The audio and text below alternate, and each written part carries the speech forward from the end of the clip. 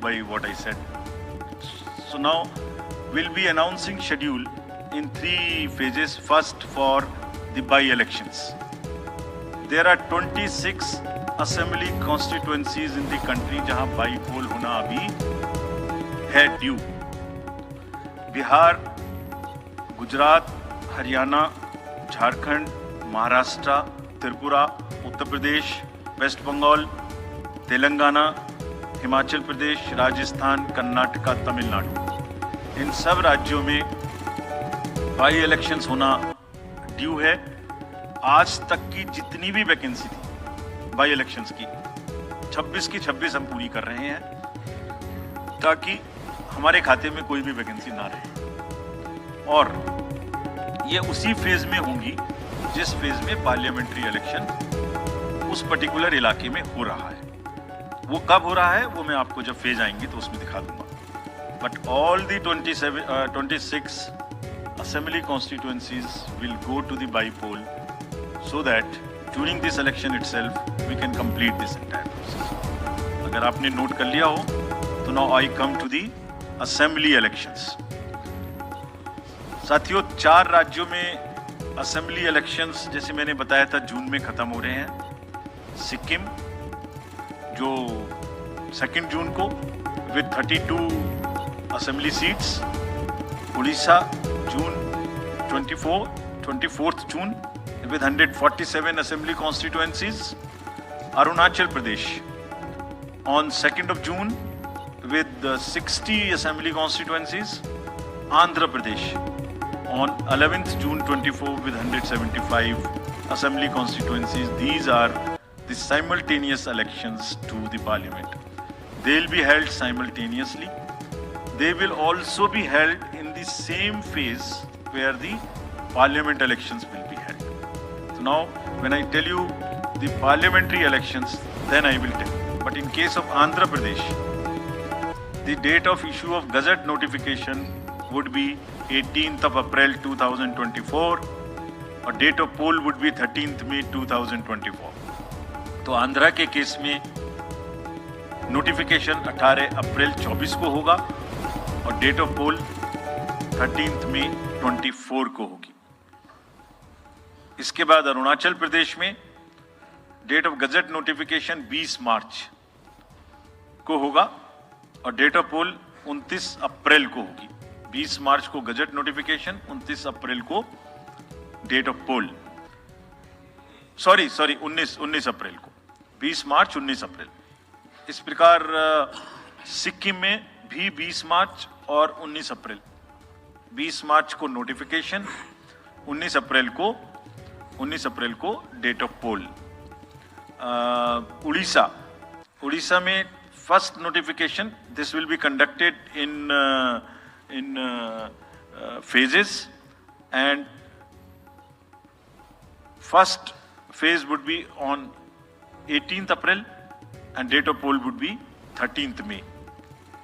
5th phase में होगा second phase of the assembly of Odisha 26th April and 20th May.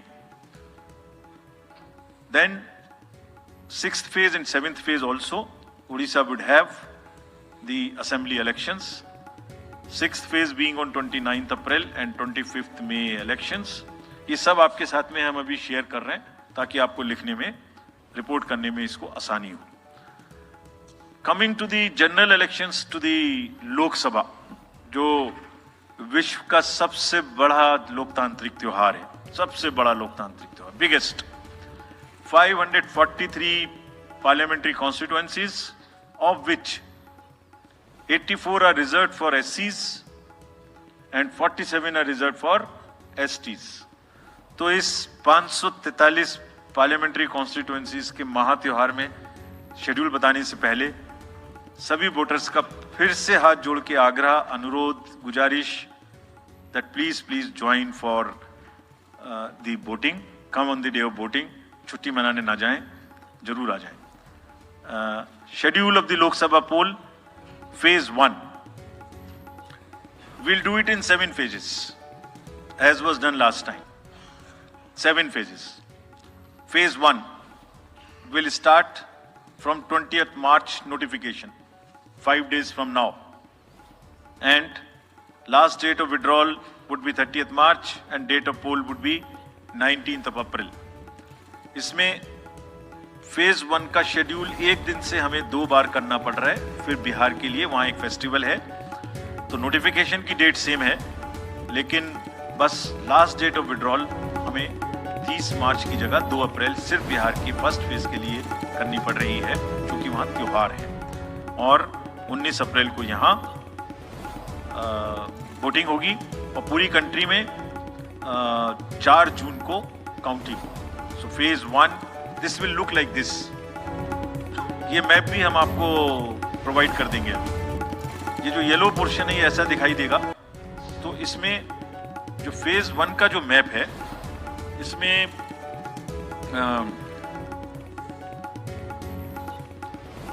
North east नीचे Tamil Nadu, Rajasthan centre में छत्तीसगढ़, मध्य प्रदेश और उत्तराखंड, और ऊपर में जम्मू कश्मीर की 1 पार्लियामेंट्री कॉन्स्टिट्यूएंसी। ये येलो फर्स्ट फेज का आपके सामने में मैप है। सेकंड फेज और फर्स्ट फेज में 21 स्टेट्स जाएंगी पोल में। Second phase notification will start on 28th of March and date of poll will be 26th of April. Similarly here in case of J&K, because of the some holiday, the date of one day would be different, date of security of nomination would be different, but date of gazette notification और date of poll would be common. Phase 1 में 21 राज्य polling में जाएंगे और phase 2 में उसमें से और राज्य जुड़ जाएंगे। So this is the map which would be phase 2, जिसमें हम नॉर्थ ईस्ट में काफ़ी जगह चुनाव को कंप्लीट करते हुए, तमिलनाडु में कंप्लीट करते हुए, सेकेंड फेज में राजस्थान को भी कंप्लीट करेंगे। Phase 3 would be from 12th of April and date of poll will be 7th of May. इसमें भी टोटल 12 स्टेट्स उस समय में जा रही होंगी और इस फेज में 3 नए राज्य में चुनाव शुरू होगा। इसका मैप कुछ इस तरह से दिखाई देगा। राजस्थान हम कवर कर चुके होंगे, तमिलनाडु कवर कर चुके होंगे, केरला कवर कर चुके होंगे, गुजरात इसमें कवर कर लेंगे, नॉर्थ ईस्ट पूरा कवर कर चुके होंगे और हम नए राज्यों को मिला के 3 इसमें नए राज्य भी जुड़ेंगे। फोर्थ फेज में 18 अप्रैल को गजट नोटिफिकेशन होगा और date of polling would be 13th of May. Date of counting in the entire country would be 4th of June for all by-elections, for the assembly elections, for the parliamentary elections. इसका map कुछ इस तरह का दिखाई देगा। इस समय तक हम इसमें Telangana, Andhra, Odisha would start, and by that time, other than that, entire South India would be complete, entire Western India would be complete, Northeast would be complete. और फिफ्थ फेज 26 अप्रैल से शुरू होगी और 20 मई तक चलेगी। 20 मई तक डेट ऑफ पोल होगी, बीच में नॉमिनेशन, स्क्रूटनी और विड्रॉल की डेट्स रहेंगी। Counting of course is 4th of June. It will look like this, which is in front of you, and phase 5 में 49 constituencies will be going to the poll. Phase 6 में 57 constituencies will go to the poll, starting from the gazette notification on 29th of April and finishing on 25th of May 2024. इसका map कुछ इस तरह का दिखाई देगा कि मोस्टली यूपी, बिहार, बंगाल, उड़ीसा और साथ में कुछ नॉर्थ का पोर्शन चालू रहेगा। Last phase, 7th phase notification will be on 7th of May and polling on 1st of June. The last polling would be on 1st of June and counting on 4th. And इस phase में पूरा पंजाब, हरियाणा भी शामिल रहेगा, Bengal, Bihar, Orissa. This is how the map will look.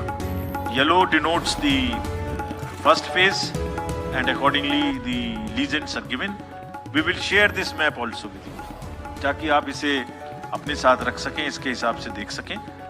ये भी कोशिश की है हमने, और अगर पूरी फेज वाइज हम पिक्चर दें, ये भी एक अच्छी स्नैपशॉट है, जिसमें फेज 1 में 102 कॉन्स्टिट्यूएंसीज, फेज 2 में 89, फेज 3 में 94, फेज 4 में 96, 49, 57, 57. So we'll start with the 102, the largest, slowly come down and finish northeast, move up from the south and finish the western area. तो इसमें वेदर और हर चीज का ध्यान रखते हुए काफी सोचने के बाद ये शेड्यूल बनाया गया है. With this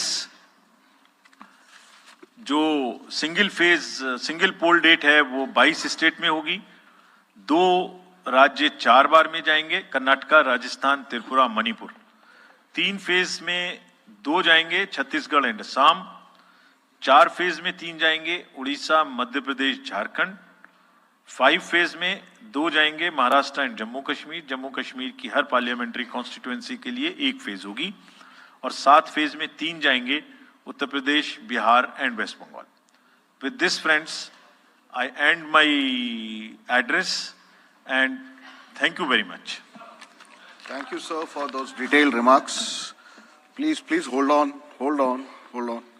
So you raise your hands, हाथ खड़ा कर दीजिए. माइकर्स आपके पास आएंगे. तो we will start with you in the first row. Where are the micers? अब आइए, इनको दे दीजिए. जो CC sir will take 4-5 questions at one time. So after that we will take the next person. Sir, मैं मोहित दुबे हूँ news nation से. Sir, मेरा सवाल ये है कि आपने 7 चरणों में मतदान ये करवाया है. बहुत बड़ी चुनौती है, क्योंकि दुनिया का सबसे बड़ा लोकतंत्र हिंदुस्तान है. अपोजिशन पार्टियां जो हैं ये आरोप लगा रही हैं कि 7 चरणों में क्या जरूरत है, और इसकी वजह से सत्ताधारी दल को फायदा होता है. और छोटा सा सवाल सर एक और है कि ईवीएम को लेके लगातार अपोजिशन धरना दे रहा है, सवाल उठा रहा है. आप हमेशा ये कहते रहे कि निष्पक्षता के साथ आप मतदान करवाते रहते हैं ईवीएम के माध्यम से, तो उनके सवाल के बारे में आप क्या जवाब देंगे? आप ये जो लाइट जैकेट पहने हैं सेंटर में, इनको दे दीजिए. जो जस्ट होल्ड ऑन. सर, मेरा नाम रविंद्र सिंह शोरान है. I would like to ask कि जो आपने बताया कि 3500 करोड़ रुपए को सीज किया, उसके बाद कार्रवाई कितने लोग जेल गए, कौन कौन सी पॉलिटिकल पार्टीज इन्वॉल्व थी, और जो लीकर सीज किया गया उसमें कितने केसेस रजिस्टर हुए, उसकी डिटेल्स इलेक्शन कमीशन हमारे साथ कभी शेयर करता नहीं है आफ्टर द इलेक्शन हैपेंस.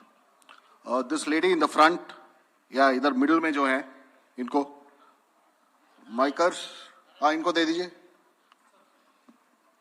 इनको दे दीजिए. Please switch on your mic.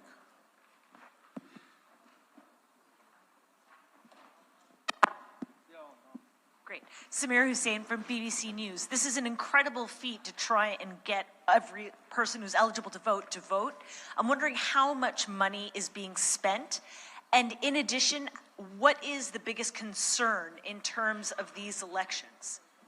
Okay. The lady in the 4th row over there with that black dress, उनको दे दीजिए. Micers.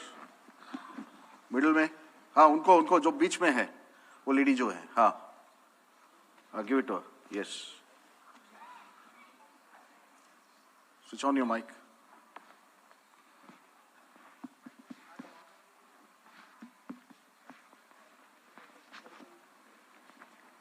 इन्हें माइक ठीक करके रखिए. What are they doing? Hi, I'm Ashlyn. You said in your speech that... Can you just introduce yourself? I'm Ashlyn Matthew. From? National Herald. Thank you. You had said in your speech that there should be no hate speech. There will be a calibrated approach to code violations.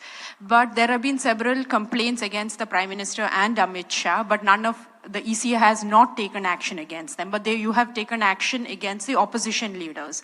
So even if you take a calibrated approach, so won't it be the opposition leaders who get picked up more, who will get notice from you more than the ruling party leaders?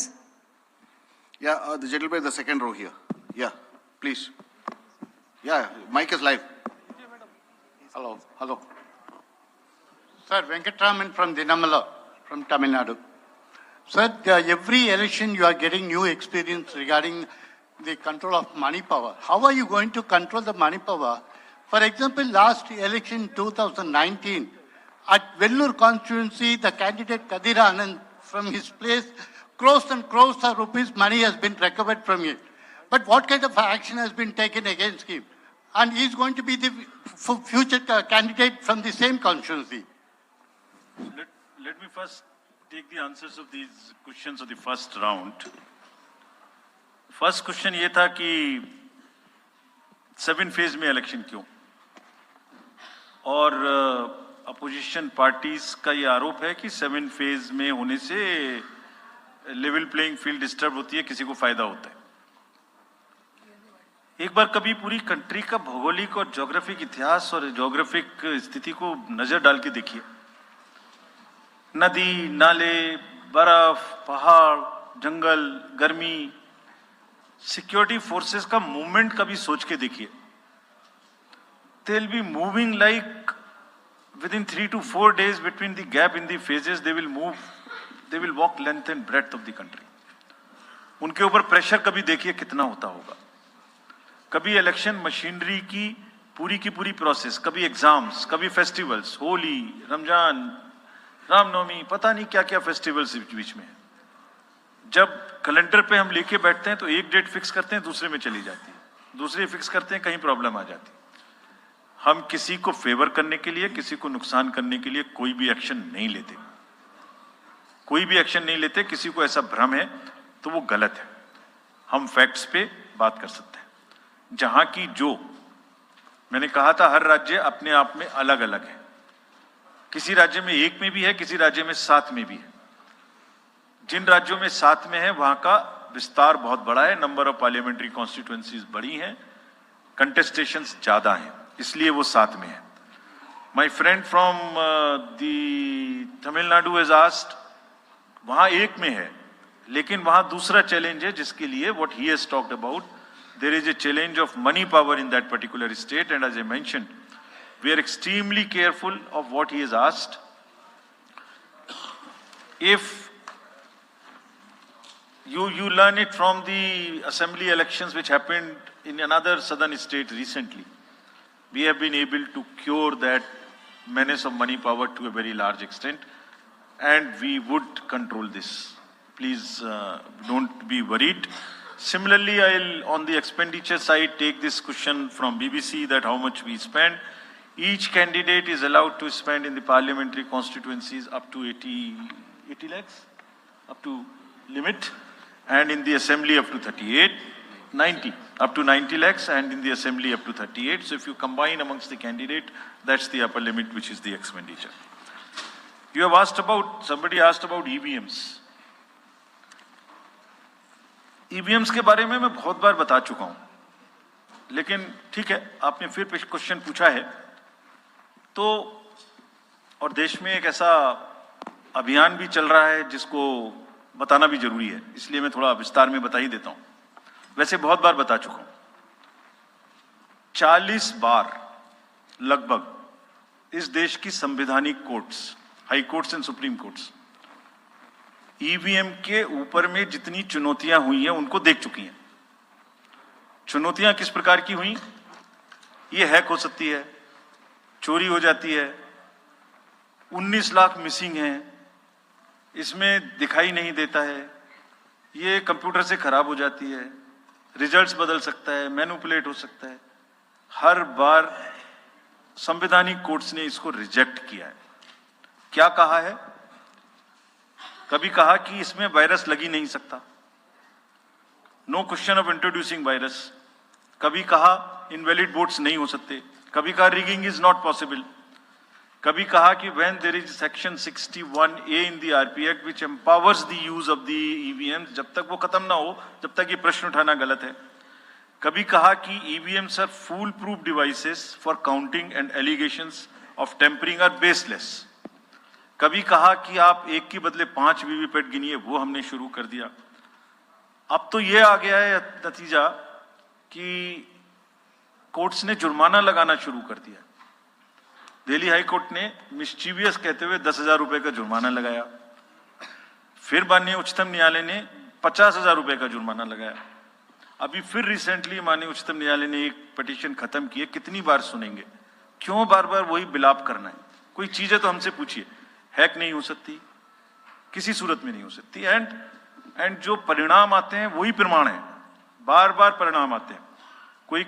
कोई भी EVM लेके बैठ जाता है social media पे, वो डिब्बा लेके एक बैठ जाता है। और आजकल एक नया ट्रेंड शुरू हुआ है, वो थोड़ा सा एक्सपर्ट भी बन जाता है।